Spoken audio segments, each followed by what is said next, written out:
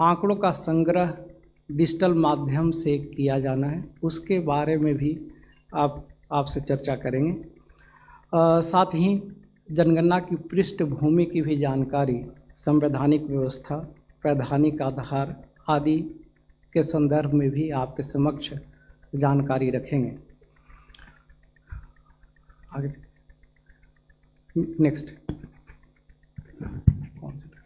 Next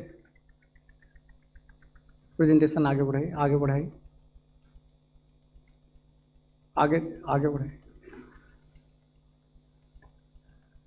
जैसा कि आपको जानकारी है, जनगणना संविधान के आर्टिकल 246 के अंतर्गत, जिसमें संघीय सूची, राज्य की सूची और समवर्ती सूचियों का उल्लेख है, उसमें संघीय सूची के अंतर्गत आता है और संघीय सूची में क्रमांक 69 पे उल्लिखित है।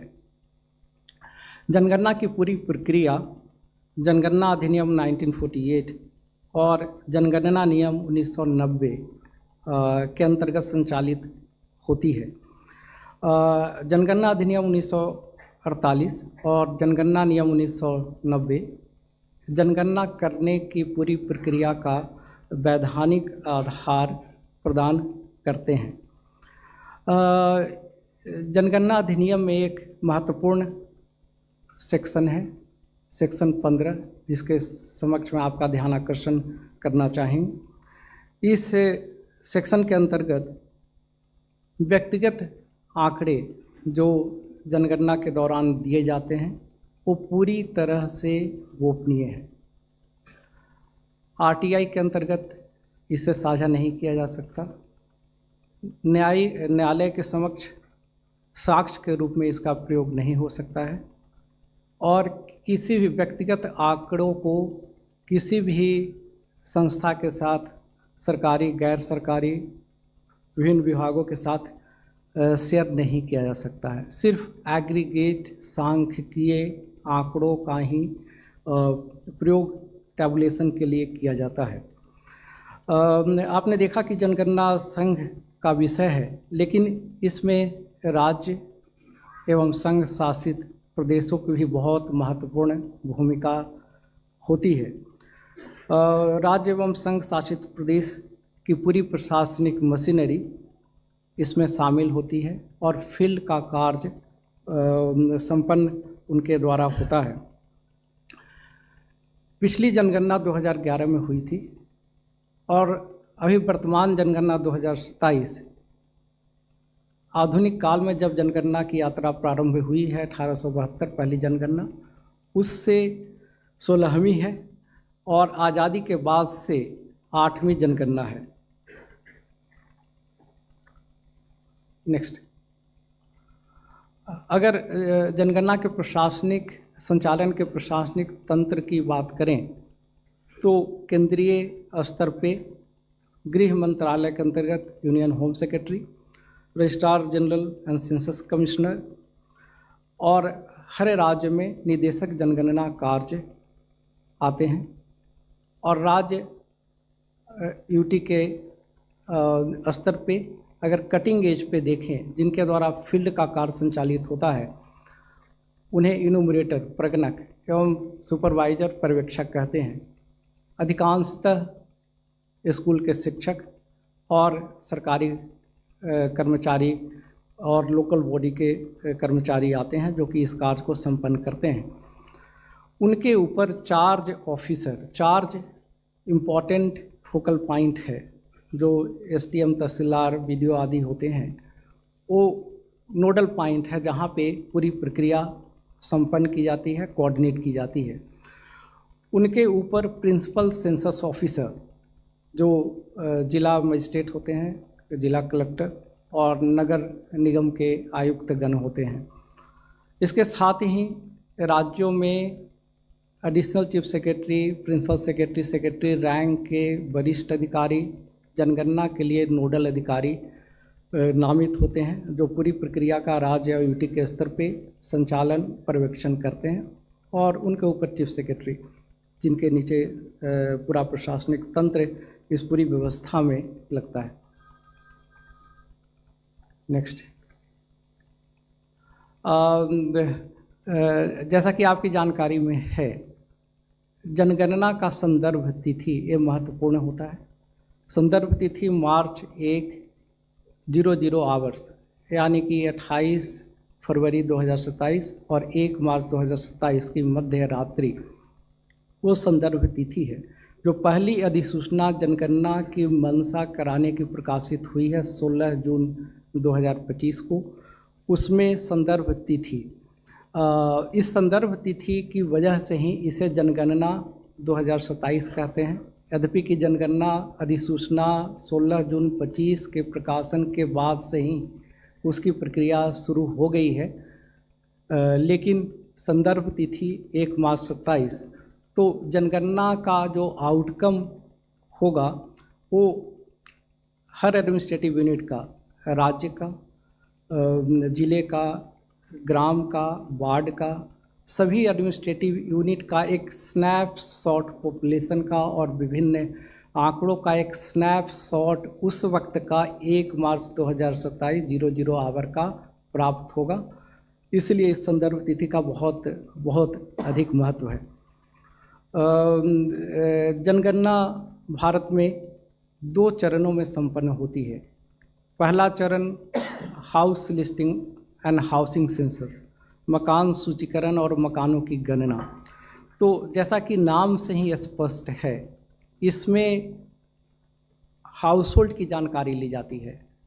घर की हाउसिंग कंडीशन क्या है, उनमें उपलब्ध सुविधाएं क्या हैं, और जो परिसंपत्तियां जो धारित की जा रही हैं उनके बारे में जानकारी ली जाती है।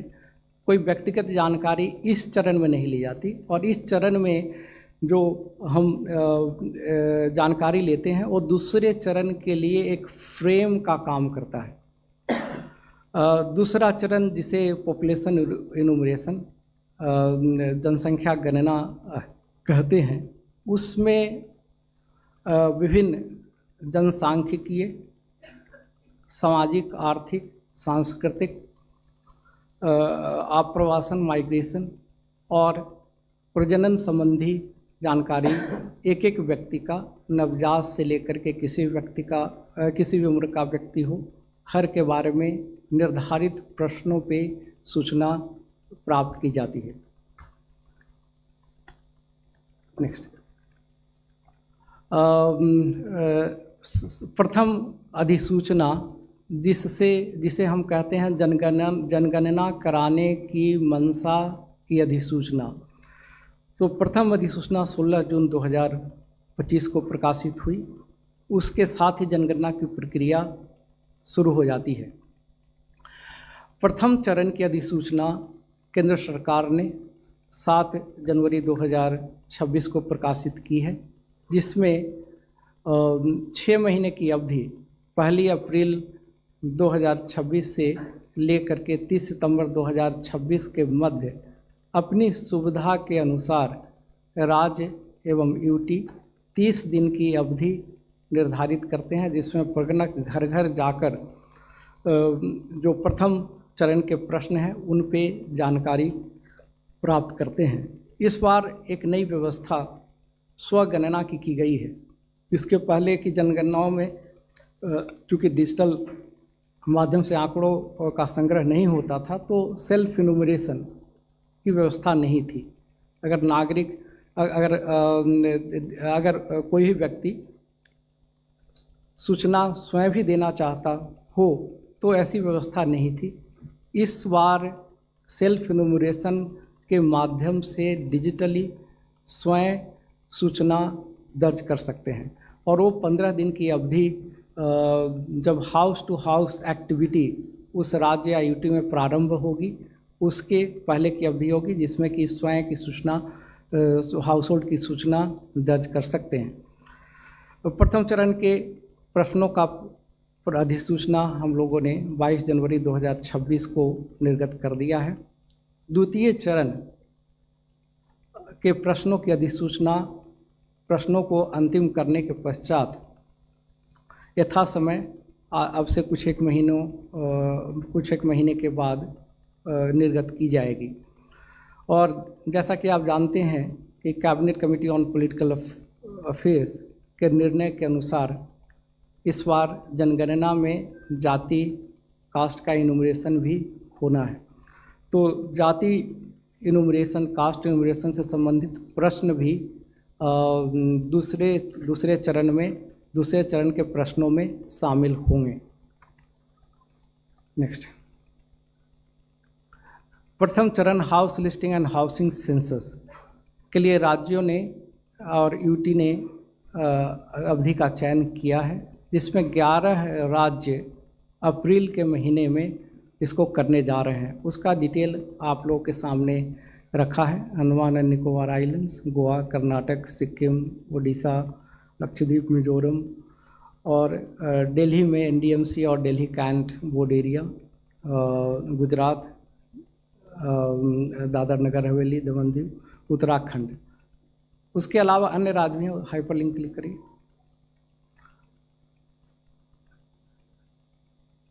आगे चलिए,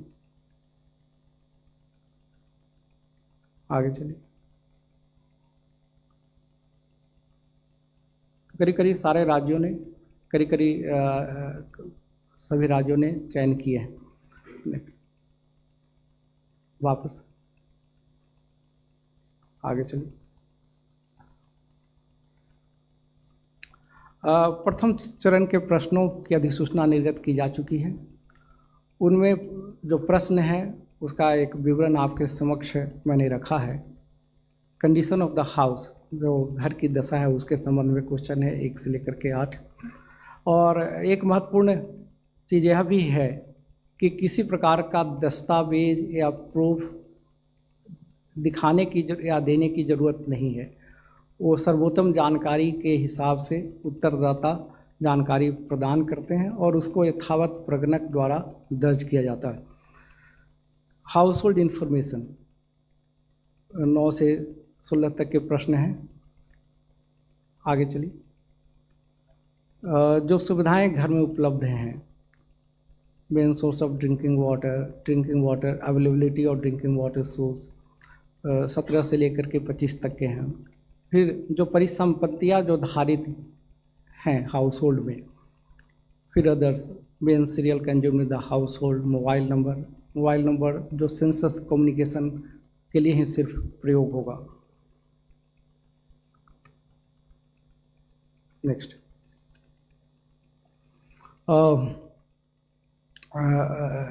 जैसा कि हमने कहा कि ये संघीय सूची का विषय है, इसलिए इसके पूरे व्यय का वहन केंद्र सरकार द्वारा किया जाता है और इसके लिए केंद्र सरकार ने 11,178 करोड़ की धनराशि स्वीकृत की है।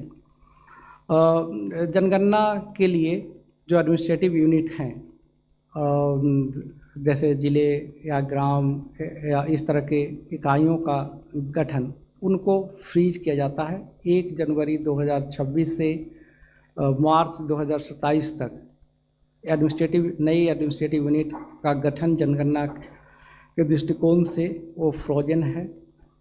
आप जानना चाहेंगे कि कितने एडमिनिस्ट्रेटिव यूनिट अलग अलग श्रेणी के हैं। स्टेट यूटी 36, डिस्ट्रिक्ट 784, सब district 7,092, statutory town 5,128, census town 4,580 और राजस्व ग्राम 6,39,902। आगे चलिए।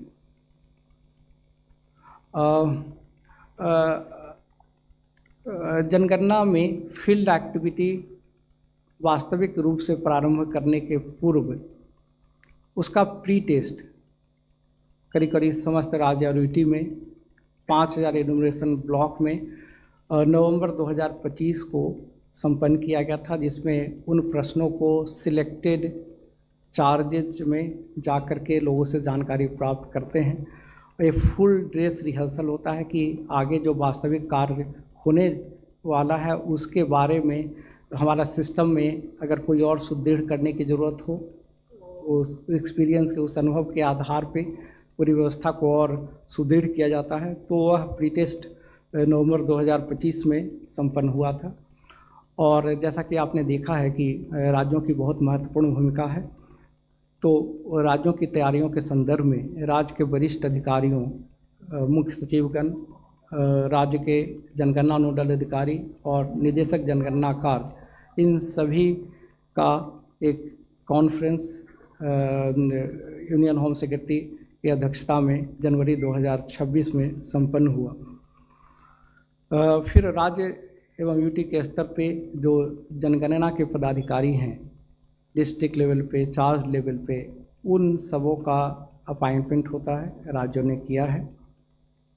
नेक्स्ट।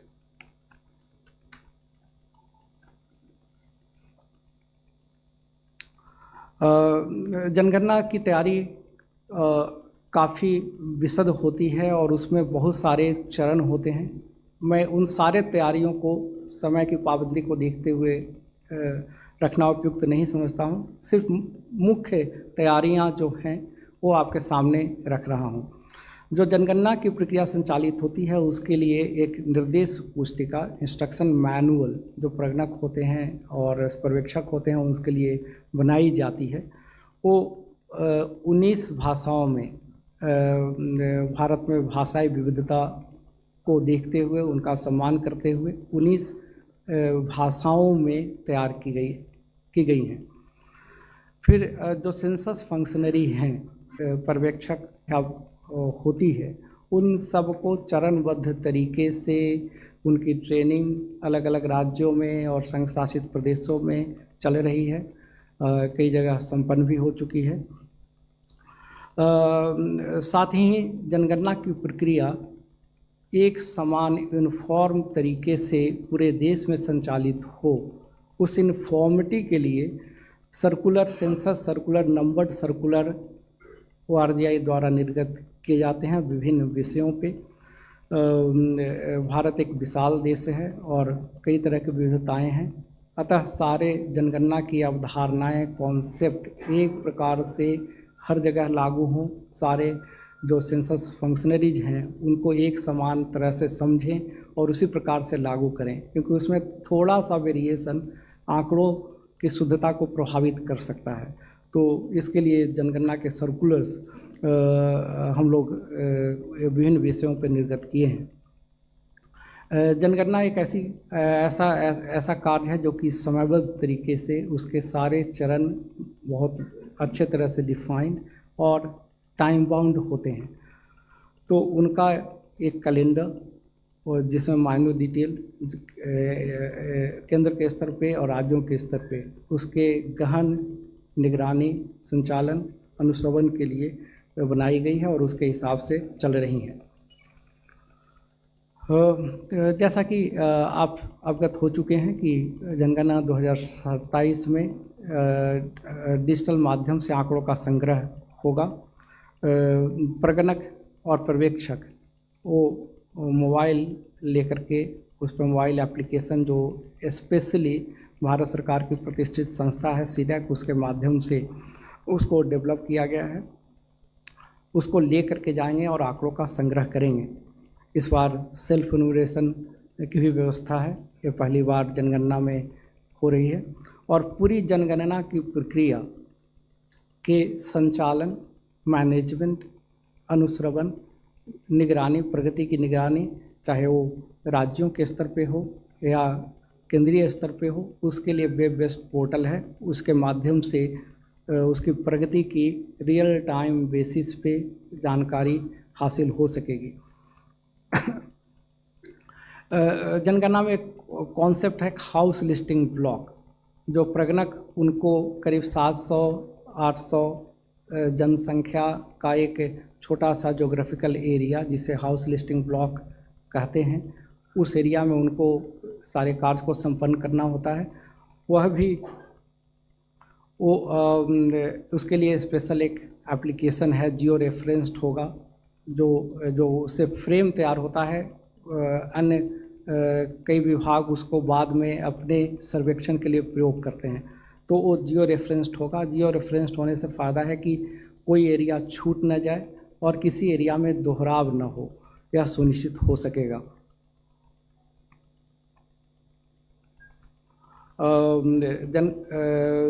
जनगणना के प्रथम चरण के लिए 16 भाषाओं में तैयार किया गया है एप्लीकेशन, जो एंड्रॉयड और iOS दोनों वर्जन पर उपलब्ध है। इसके लिए निरंतर इंटरनेट कनेक्टिविटी की ज़रूरत नहीं है। जब डेटा सिंक करना होगा या जब रजिस्ट्रेशन जो है प्रगणक और पर्यवेक्षक अपना रजिस्ट्रेशन करेंगे, उस वक्त इंटरनेट कनेक्टिविटी की ज़रूरत होगी और ऑफलाइन मोड में डेटा इकट्ठा करेंगे। जब सिंक करना होगा तब जो इंटरनेट कनेक्टिविटी की आवश्यकता होगी। प्रगणक और पर्यवेक्षक वो स्वयं का मोबाइल डिवाइस लेकर के आएंगे। उसके लिए उन्हें उचित ऑनरेरियम प्रदान किया जाएगा। इसमें डिजिटल में हमें ये सुविधा है कि इनबिल्ट वैलिडेशन चेक दिया जा सकता है, जिससे कि जो है आंकड़ों की शुद्धता और बेहतर हो सकेगी। Next self enumeration portal. Self enumeration ये जो पोर्टल है ac.census.gov.in, इस पे स्वयं अपने हाउस होल्ड की जानकारी जो उस राज्य के लिए अवधि निर्धारित है उसके दौरान जानकारी दर्ज कर सकते हैं। उसके लिए अपना मोबाइल नंबर के माध्यम से एक्सेस होगा।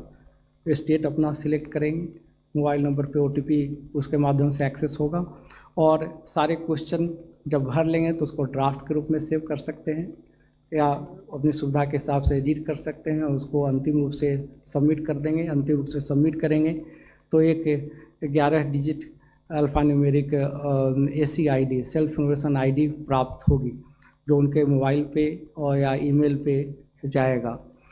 उस ACID को सुरक्षित रखना होगा और जब प्रगणक घर घर जाएंगे तो उनके साथ साझा करना होगा, जिससे वो आंकड़ों को प्रथम दृष्टया देख करके उसको पुष्टि कर सकें। नेक्स्ट,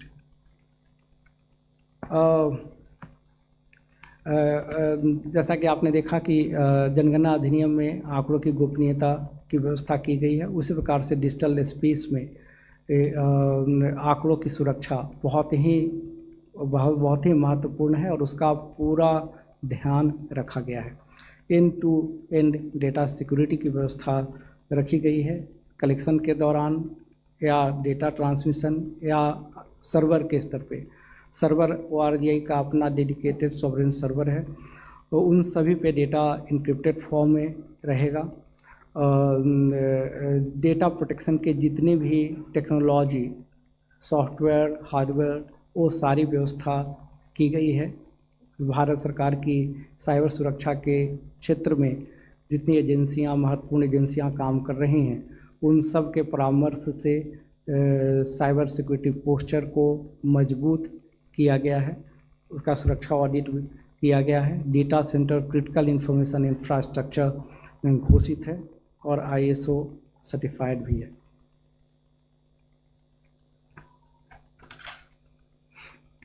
ट्रेनिंग के विषय में एक स्लाइड अलग से हमने रखा है।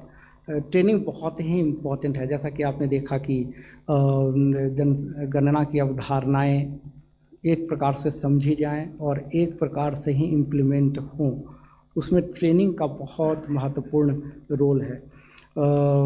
इसमें ट्रेनिंग की त्रिस्तरीय विशद व्यवस्था है और 31 लाख से ज़्यादा इनुमरेटर और सुपरवाइज़र तथा सेंसस 1 लाख से ज़्यादा सेंसस फंक्शनरी, जिसमें डिस्ट्रिक्ट कलेक्टर, चार्ज ऑफिसर, नगर निगम के अधिकारीगण आते हैं। उन सब की ट्रेनिंग की त्रिस्तरीय व्यवस्था, राष्ट्रीय स्तर पर नेशनल ट्रेनर, फिर स्टेट स्तर पर मास्टर ट्रेनर, फिर डिस्ट्रिक्ट स्तर पर फील्ड ट्रेनर और अंत में जाकर के इनोवेटर सुपरवाइज़र, इन सब की वो सब के लिए एक स्टैंडर्ड करिकुलम है, स्टैंडर्ड टाइम टेबल है। 3 दिन का, 4 दिन का, 5 दिन का आवश्यकता के हिसाब से उनको ट्रेनिंग की व्यवस्था की गई है। और यह ट्रेनिंग जो है दिल्ली के स्तर पे, राज्यों के स्तर पे, डिस्ट्रिक्ट चार्ज ऑफिसर के स्तर पे अलग अलग फेजेज में, अलग अलग अवस्थाओं में है। इसमें करीब 80,000 से ज़्यादा ट्रेनिंग बैचेज संचालित इसमें काफ़ी कुछ संपन्न हो गए, अभी कुछ चल भी रहे हैं। अंत में आप सबके माध्यम से यह कहना चाहूँगा कि जनगणना एक राष्ट्रीय महत्व का कार्य है। जनगणना के जो आंकड़े प्राप्त होंगे आगे आने वाले कई सालों के लिए हमारी नीतियों के निर्धारण, हमारे जो कार्यक्रम हैं उनके संचालन के लिए आधार भूमि तैयार करेंगे। इसलिए इसकी महत्ता को देखते हुए आप सभी के माध्यम से हर व्यक्ति से मैं अपील करना चाहूँगा कि खुले मन से हर व्यक्ति इसमें भाग ले और सही सूचना दर्ज कराएं। यह मैं अपील आपके माध्यम से करना चाहूँगा। अंत में मैं आप सभी को बहुत धैर्यपूर्वक सुनने के लिए धन्यवाद देना चाहता हूँ। धन्यवाद। धन्यवाद मृत्युंजय जी। और एक वीडियो भी है छोटा सा, उसको दिखाने के लिए मैं अनुरोध करूँगा कि वीडियो प्ले किया जाए, इसके बाद हम प्रश्नोत्तर लें। लाइट्स बंद कर देना प्लीज।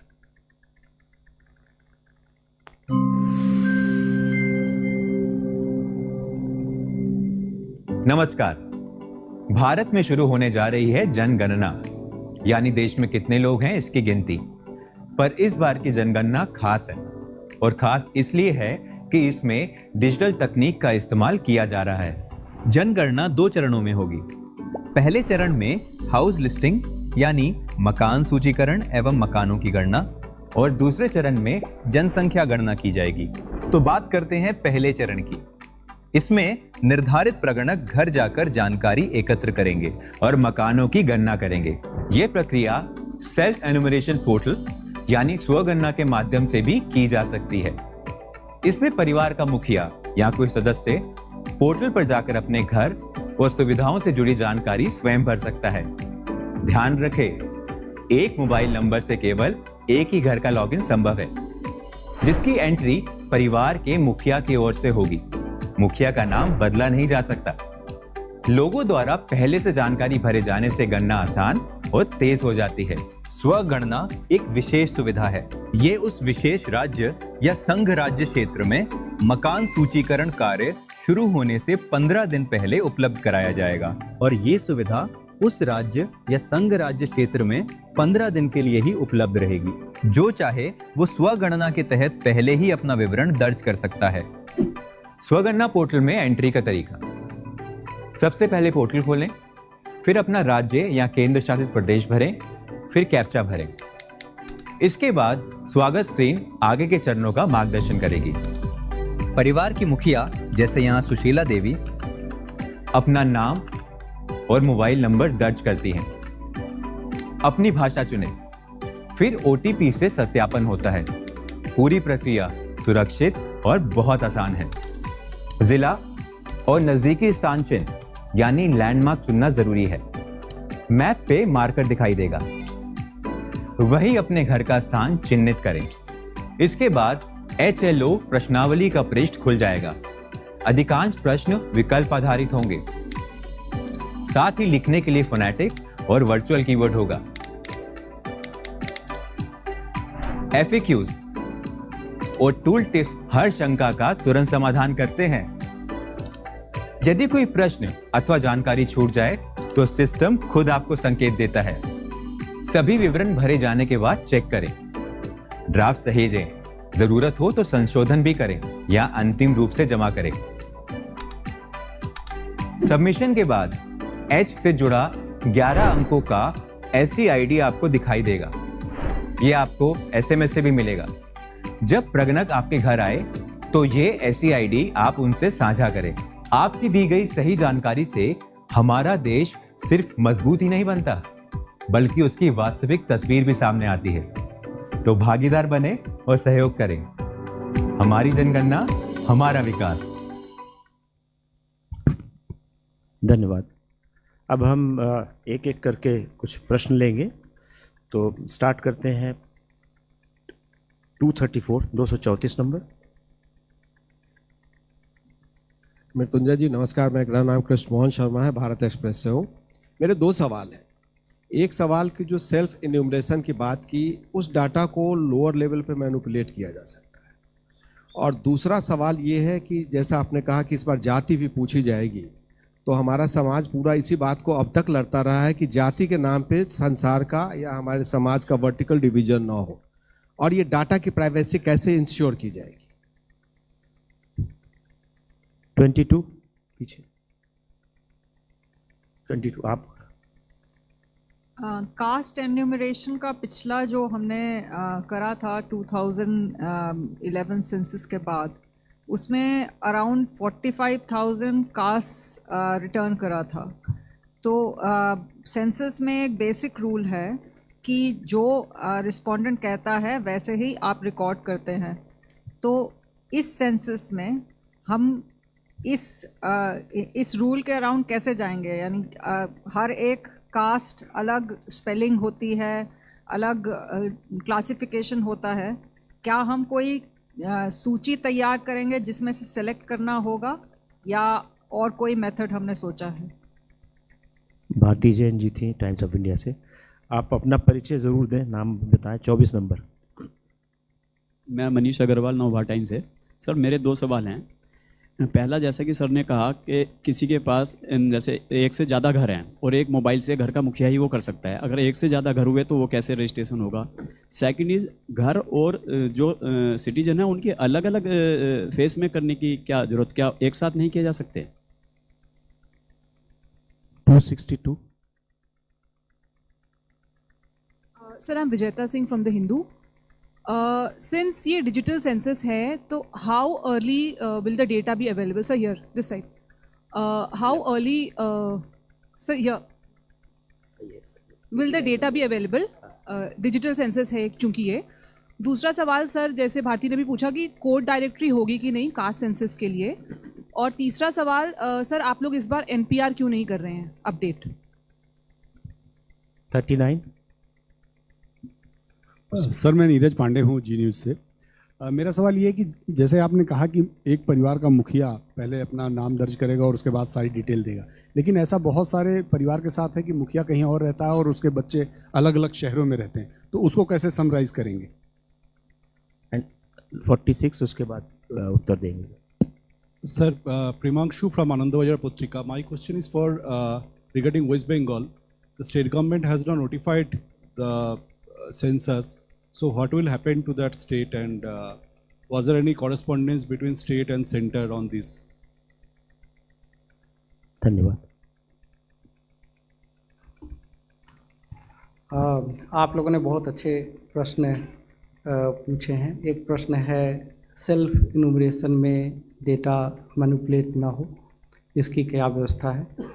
पहले जैसे सेल्फ इन्यूमरेशन में स्वयं ही डेटा उसमें डालेंगे, तो इसमें जनगणना में अपेक्षा की जाती है कि सर्वोत्तम जानकारी के हिसाब से जो सूचना है वो प्रदान करेंगे। साथ ही उसके बाद भी जो प्रगणक है घर घर जाएगा, और जो सेल्फ इन्यूमरेशन आईडी है उसको साझा किया जाएगा, जिसके आधार पर वो डेटा को देख सकता है।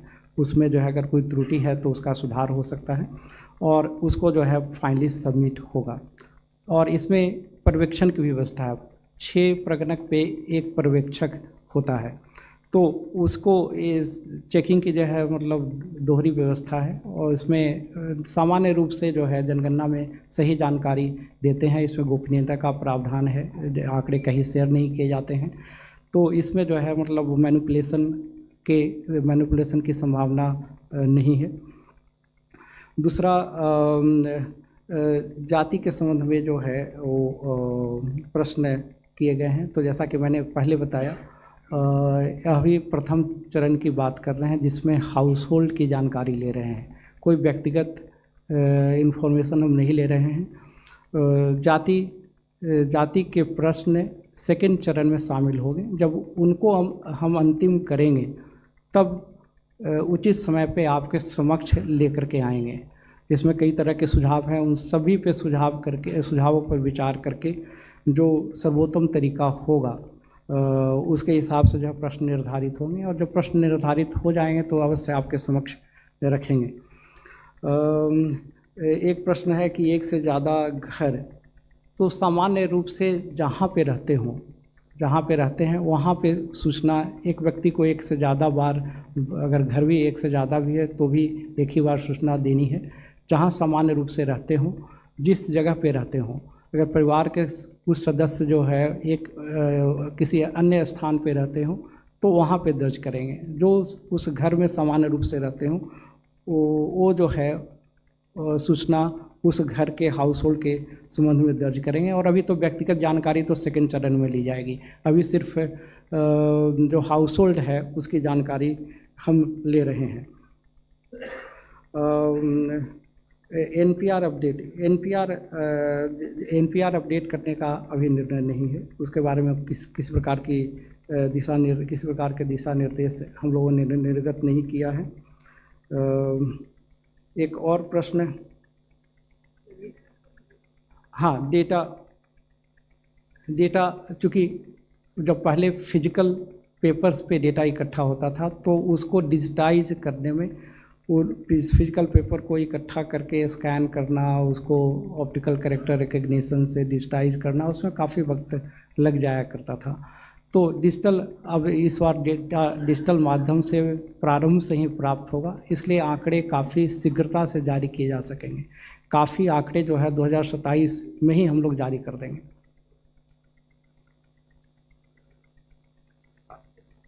ठीक, thank you.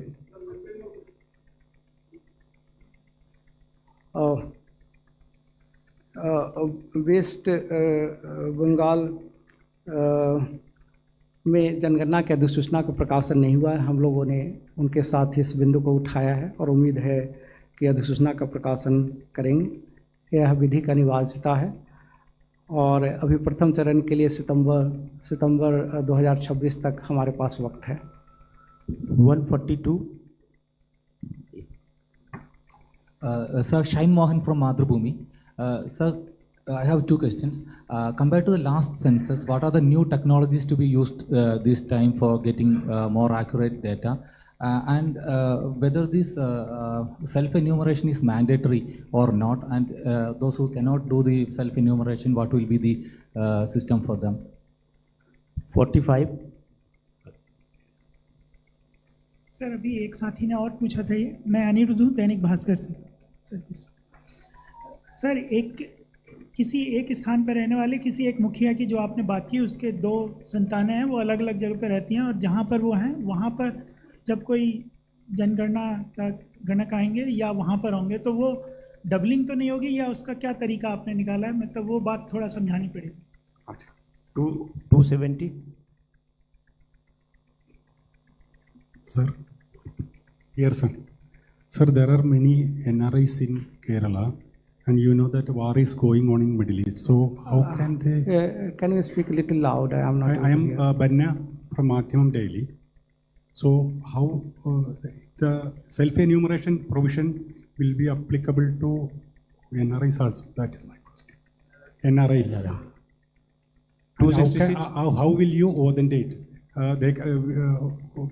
Could they authenticate with the embassies or other provision? 266 sir, इधर प्रशांत देव बोला न्यूज़ 24 से। मेरा एक सवाल ये कि जाति जनगणना इस बार आप करा रहे हैं और देश में हमारे व्यवस्था है जाति आधारित आरक्षण की, SC, ST, OBC। तो जब आप ये कैसे इसको स्पष्ट करेंगे, कोई झूठी जानकारी नहीं देगा? एक भ्रम हो सकता है, होड़ लग सकती है आरक्षण की सुविधा पाने के लिए, क्या ऐसी सिचुएशन हो सकती है? इसको दूर करने के लिए कैसे करेंगे आप? क्योंकि जब जाति पूछी जाएगी तो वो सच बताएगा या नहीं बताएगा, ये एक स्थिति आ सकती है। इसके लिए क्या तैयारी है? 131 at the back side. Sir, SC मैं अरुण कुमार है सर, ETV से। सर, SC ST के बारे में आप जनगणना में जोड़ दिया, फिर OBC के बारे में क्या है सर? हाउस लिस्टिंग में भी ऐसा के लिए क्या करना है सर? 17 नंबर। Thank you. मैं अनिल हांडा हूँ लोकतंत्र किसान से। सेल्फ एन्यूमरेशन में सर जो सबमिशन होगी वो पोर्टल पे फाइनल हो जाएगी, या जो एन्यूमरेटर के पास आप देंगे कोड शेयरिंग करेंगे वो फाइनल रहेगी? क्योंकि इन केस वो पोर्टल पे फाइनलाइज होती है सर, तो ओपन सोर्स है और इंटरनेट तो ओपन सोर्स रहेगा, तो सिक्योरिटी इश्यूज तो इसमें बनी रहेंगी। और इन केस मॉडिफाई करने हैं तो उसके क्या प्रावधान है वो भी ज़रा बता दें। हाँ, एक प्रश्न नई टेक्नोलॉजी जो इस जनगणना में प्रयोग की जा रही है उसके बारे में है। तो जैसा कि आपने देखा कि डिजिटल माध्यम से मोबाइल एप्लीकेशन, पहले पेपर लेकर जाते थे और उस पर आंकड़ों का संग्रह होता था, फिर उसके बाद उसकी स्कैनिंग डिजिटाइजेशन होता था। इस बार जो है सीधे मोबाइल एप्लीकेशन के माध्यम से होगा। सेल्फ इनोवेशन अनिवार्य है, ऐसी मतलब ऐसा कुछ नहीं, ऐसा नहीं है। अगर करना चाहते हैं, जो कर सकते हैं करें, उससे जो है इनोवेटर का काम आसान हो जाता है और अपने आंकड़े खुद भरेंगे तो उनका अच्छा पार्टिसिपेशन होगा। लेकिन अगर सेल्फ इनोवेशन करने की स्थिति में नहीं है किसी भी वजह से, तो प्रगणक हर हालत में हर घर में जाएगा और जहाँ सेल्फ इनोवेशन हो गया है वहाँ भी प्रगणक जो है जाएगा और जो ऐसी आईडी है उसको शेयर करने पे उसको प्रथम दृष्टया आपको देख कर करेगा। जाति जनगणना की आपने बात की है, उसमें देखिए इसमें जो जानकारी ले रहे हैं, व्यक्तिगत जानकारी सेकंड चरण में लेंगे, तब तक सेकंड चरण के प्रश्नों का इंतजार कीजिए कि किस प्रकार से उन प्रश्नों का निर्धारण होगा।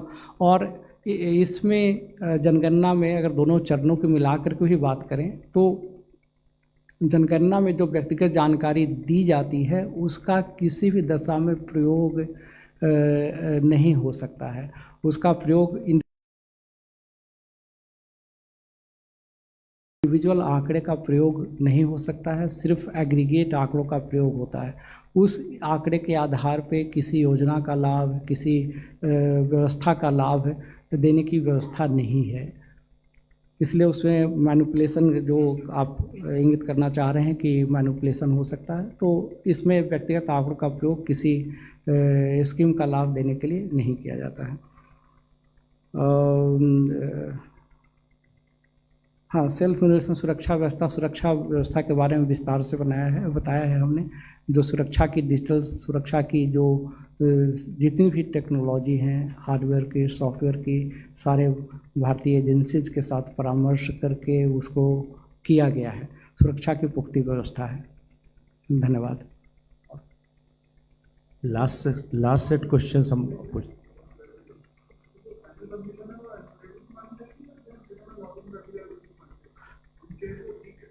हाँ ठीक है, तो उसमें कोई संशोधन नहीं होगा। हो सकता है कई बार सबमिट करते समय कोई त्रुटि अगर हो गया, इनोवेटर गया तो उन्होंने रियलाइज किया तो करेक्ट कर सकते हैं उस वक्त, और जब वो जो है प्रथम दृष्टया उसको देख करके तब उसकी पुष्टि हो जाएगी, सबमिट हो जाएगा फाइनली।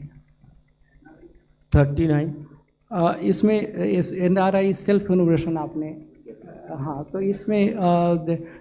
इसमें प्रथम चरण में हाउस होल्ड की जानकारी ली जा रही है और सेल्फ इनोवेशन जो है वो कंट्री में रह रहे हैं उनके लिए व्यवस्था है। 39 सर, मेरा सवाल है कि जो SECC लिस्ट होती है सर, उसके आधार पर केंद्र और राज्य की जो नीतियाँ आती हैं वो निर्धारित करती हैं। बहुत सारे लोग जो जिनके पास आयुष्मान कार्ड या बहुत सारे कार्ड जो उसी बेसिस पे होते हैं, लेकिन हमने देखा है कि गलत जानकारी के कारण कई लोग जो एलिजिबल नहीं उनको भी मिल जाता है, ऐसी लिस्ट में होता है, और जो एलिजिबल नहीं होते वो लिस्ट से बाहर हो जाते हैं। इस कारण से कई नीतियों का उनको फ़ायदा नहीं मिलता। इसके लिए क्या इस बार कोई खास जांच की व्यवस्था की गई है जब जनगणना होगी, या किस तरीके से इसको रेक्टिफाई किया जा सकता है? और दूसरा, जो जनगणना अधिकारी है वो अधिकतम कितने घरों को एक जनगणना अधिकारी रीच आउट करेगा? क्या कोई लिस्ट है, जैसे इलेक्शन कमीशन में BLO 1200 तक की लिमिट है, वैसे जनगणना अधिकारी कितने घरों तक के लिए? 187 इधर। सर नमस्कार। हेलो सर नमस्कार, दिस इज संजय अग्रवाल। सो मेरा क्वेश्चन है कि आप ब्रीफली बताएं, the census is conducted because of the economic survey, right? Whatever goes in that, and आप लोग बोल रहे हैं कि जो आप लोग कास्ट का करेंगे थर्ड फेज में, so the religion and everything will come in the household. So sir, how do you define the family? Because there's so much of people not earning, and if he is not earning, can we define at the end of the family?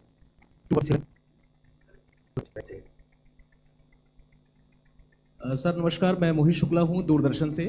मेरा सवाल ये है कि एक घर पे लीजिए दो लेते हैं और वो दोनों ही उस पर हाउस होल्ड पे हैं या वो डिस्प्यूटेड मकान है, तो उसको हम कैसे पहचानेंगे? मतलब परिवार रजिस्टर पर। और दूसरा मेरा सवाल ये है, जो लोग हैं और खासतौर पर प्रॉब्लम में जाकर होती है, तो ऐसे लोग जनगणना के लिए उनके पास मुद्दे, तो उस कंडीशन में जाति फॉलो क्या करेंगे, क्या कहेंगे, कहेंगे, कैसे को आप कहेंगे? On the side, right. So you clarify that API is not on your agenda, but there are some concerns this data is to be correlated with the SIR data that election should be also collected in line with API चलते हैं. मैं देखिए चौहान असम से एक बात जानता हूँ sir कि जो